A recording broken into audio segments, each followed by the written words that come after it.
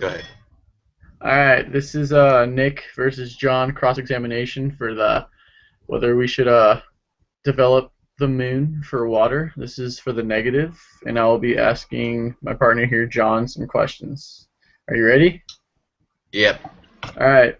You um criticized me by saying talking about how water is undrinkable on the moon, and you started by talking about this guy Bill Stool saying that it's unhealthy, the moon water, and that it contains several metals such as magnesium and mercury, and also chemicals like chlorine. And my question is, who is Bill Stool, and why is he credible to debunk what I said?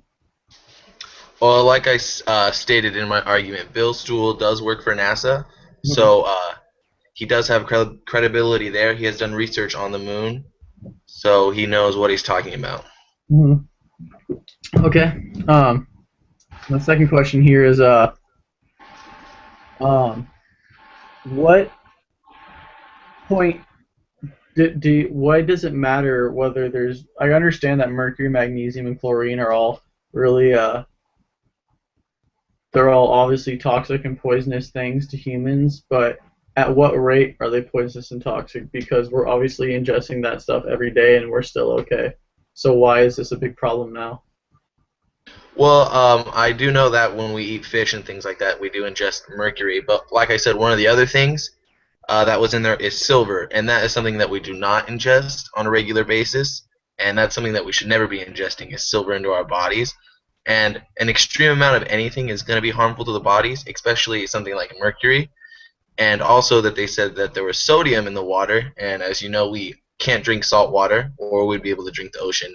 So that's definitely one of the reasons why we should not be drinking the water that is on the moon. Okay, but my question was, at what rate does that stuff become toxic, and to the point where we can't ingest it anymore?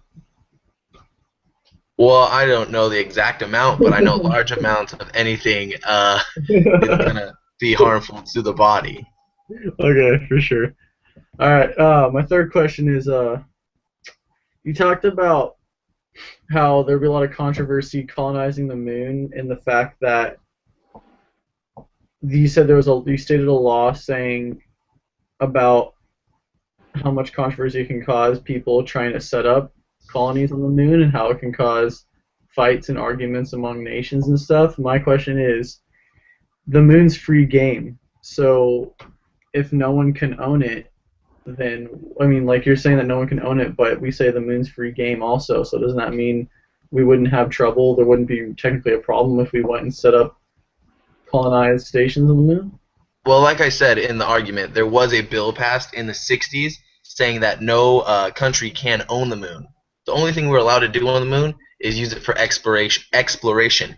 And for your plan to set up lunar bases, that would be more of a permanent solution Mhm. when in fact we are only allowed to explore and we're only allowed to do research, not be harvesting from it or having companies uh, on the moon running and operating things. There'd be no law there. It'd be very hard to control, and that is just something that we cannot do as a world now.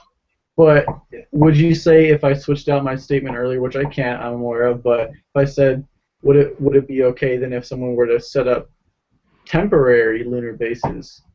Would that be an okay thing under the law, under that act? I still don't think that'd be okay because, like I said, it's for exploration, not for taking or we need to be exploring the moon, understanding it for research, maybe understanding things that we don't know the answers to about our universe. Hmm. But taking things from the moon seems to be more of a owning, like a possession. Like if you wanted to take the water, we couldn't own the water, like the bill says.